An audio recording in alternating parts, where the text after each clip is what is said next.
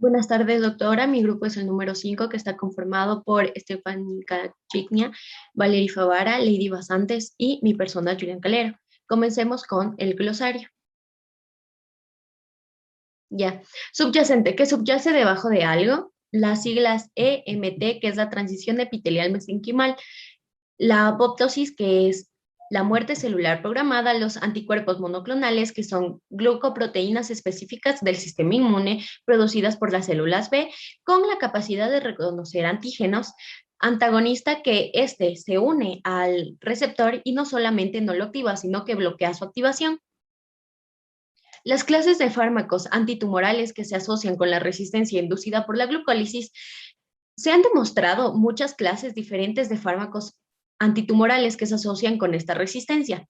Un gran número de quimioterapias diferentes, terapias de moléculas grandes como los anticuerpos monoclonales dirigidos a una variedad de antígenos diferentes, incluyendo los inhibidores de puntos de control inmunológicos, antagonistas hormonales, terapias dirigidas a las moléculas pequeñas como los inhibidores de la TKI, glucocorticoides y la radiación ionizante. En estas se han estudiado las líneas celulares isogénicas sensibles a los fármacos y resistentes también a ellos. También líneas celulares con resistencia intrínseca o adquirida a los fármacos, así como líneas celulares antes o después de la sobreexpresión o la regulación a la baja de una enzima glucolítica. Esta también se ha realizado experimentos in vivo en animales como ratones, y estas respuestas fueron que la sobreexpresión de la enzima investigada está en los tejidos tumorales resistentes a los fármacos derivados de los pacientes. Los elementos del metabolismo glucolítico implicado en la inducción de la resistencia a los fármacos. Se han demostrado que muchos de los factores que están implicados en esta inhibición de la resistencia son los transportadores de la glucosa, que son GLUT1, GLUT3, GLUT4, GLUT5, que inducen la resistencia a los fármacos antitumorales. Se plantea que en este punto es la regulación del alza de las enzimas, que se puede dar en dos situaciones. La primera que se ha demostrado es la regulación de una enzima individual que induce a una elevación global del metabolismo glucolítico, y en esta elevación la que está en el origen de la resistencia de los fármacos a través de los mecanismos que se discutirán más adelante en este video.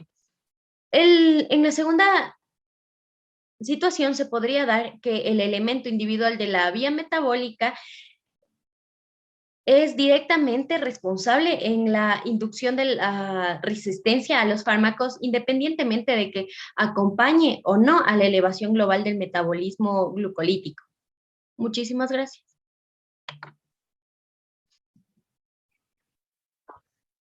Yo les voy a hablar acerca de los estímulos que promueven la resistencia a los fármacos inducidos por la glucólisis. La resistencia de estos fármacos inducida por la glucólisis en las células tumorales se da porque existe una respuesta a los estímulos de la EMT o a los estímulos de las células autónomas. ¿Cómo actúan estos estímulos? Estos estímulos conducen directa e indirectamente a la activación de los factores de transcripción que inducen la expresión de los genes que codifican las enzimas glucolíticas. Estos estímulos de la EMT inducen a que las células tumorales sufran un cambio del metabolismo oxidativo mitocondrial al metabolismo glucolítico.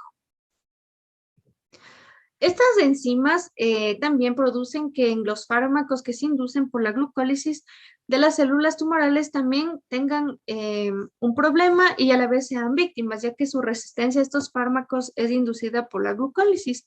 Inducen a que el organismo las resista a los fármacos y también posiblemente a que otras actividades enzimáticas tampoco las puedan realizar. También les voy a hablar acerca de la resistencia a los fármacos que está inducida por la glucólisis y la EMT, que tienen una relación estrecha.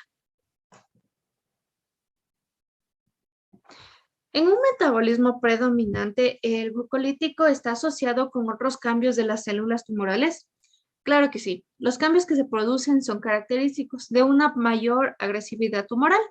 Por lo tanto, el metabolismo glucolítico en general, como las enzimas y metabolitos glucolíticos individuales, también están asociados por una gran parte de proliferación de las células tumorales y el crecimiento tumoral.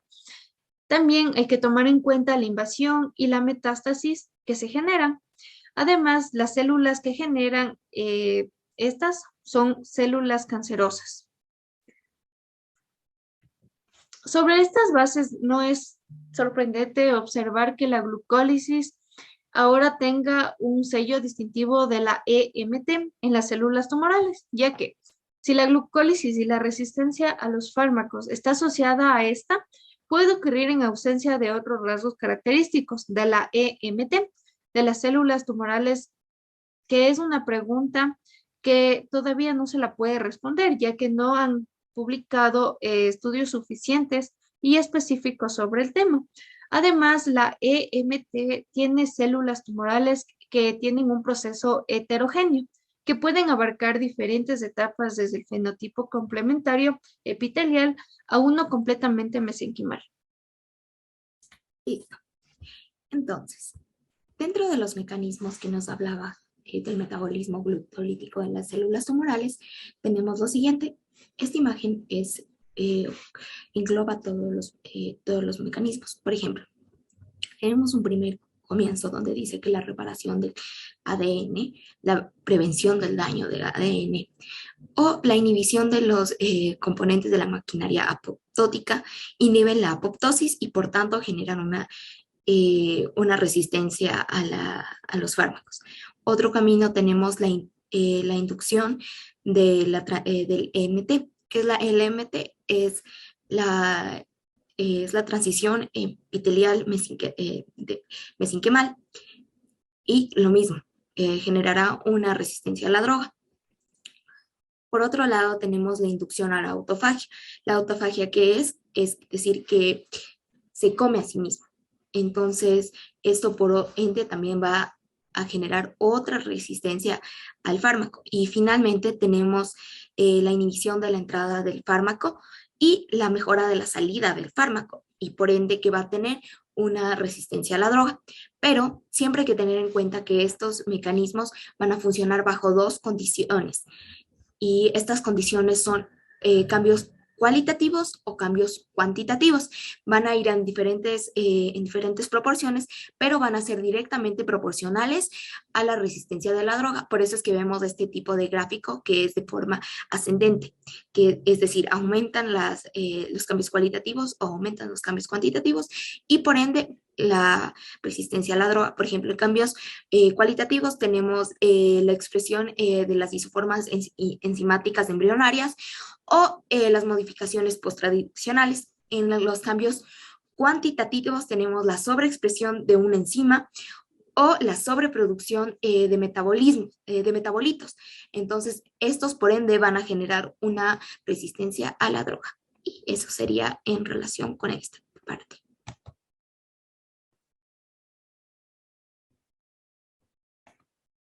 Bueno, como mencionamos antes, la glucólisis y la resistencia de los medicamentos asociados a la glucólisis son inducidos por estímulos intracelulares y extracelulares. Tenemos diferentes mecanismos que son activados por las enzimas glucolíticas o metabolitos. Estos son inducción de EMT, inducción de autofagia, efectos de apoptosis y la inhibición de afluencia en medicamentos que inducen el metabolismo glucolítico en células tumorales pueden ser peligrosas.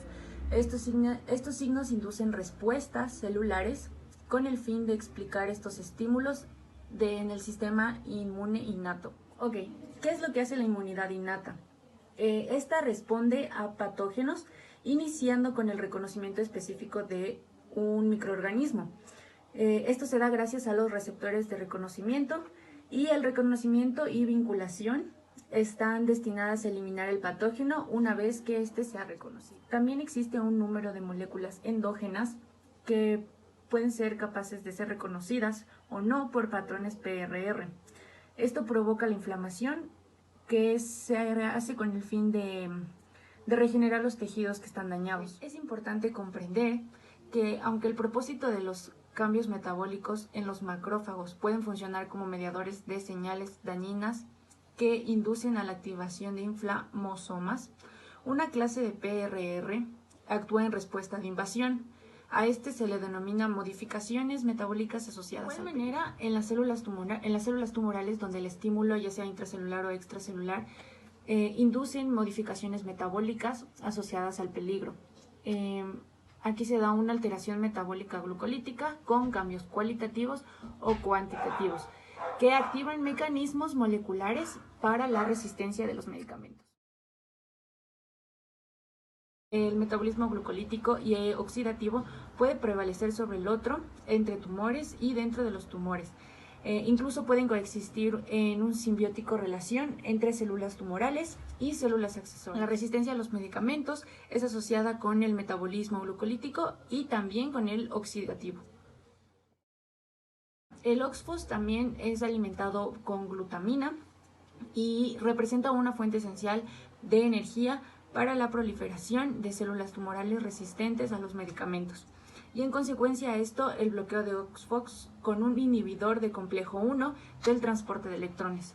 Y finalmente podemos decir que se necesita resistencia a los medicamentos para adaptar las intervenciones terapéuticas que son eficaces sin estar agobiado por una toxina inaceptable.